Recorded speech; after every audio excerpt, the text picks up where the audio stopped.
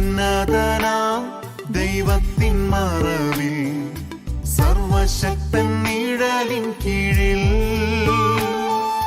കോട്ടയായവൻ സങ്കേതമായവൻ തൻ സന്നിധിയിൽ വസിക്കുന്നു ഞാൻ. യേശുക്രിസ്തുവിന്റെ നാമത്തിൽ എല്ലാവർക്കും സ്നേഹവന്ദനത്തെ അറിയിക്കുന്നു.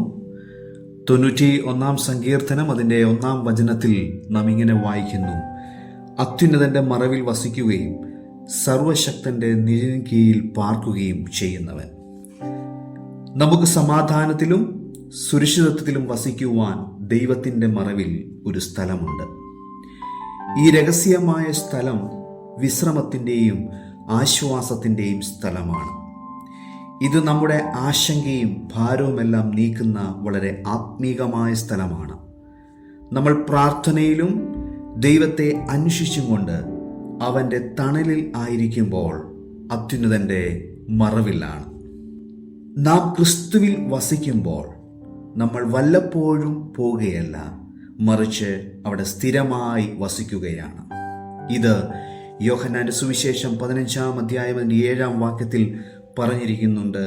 വസിക്കുക എന്ന വാക്കിന് തുല്യമാണ്. ക്രിസ്തുവിൽ വസിക്കുകയും ദൈവത്തിൽ ആയിരിക്കുകയും ചെയ്യുന്നത് നമ്മുടെ ജീവിതത്തിൽ ഏറ്റവും അനുഗ്രഹിക്കപ്പെട്ട സമയമാണ്.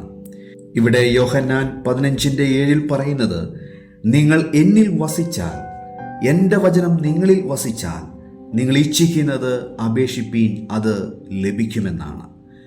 മറ്റൊരർത്ഥത്തിൽ നമ്മൾ സ്ഥിരമായി ദൈവത്തിൽ വേരൂന്നണം എന്നാണ്. നമുക്ക് സഹായം വരുന്ന സ്ഥലം നാം വ്യക്തമായി അറിഞ്ഞിരിക്കേണ്ടത് ആവശ്യമാണ്.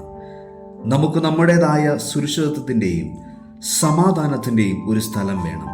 അതിനായി ദൈവത്തിൽ ചാരുകയും ആശ്രയിക്കുകയും ചെയ്യുവാൻ ദൈവത്തിൻ്റെ ആത്മാവ് നമ്മളെ സഹായിക്കുമാറാകട്ടെ.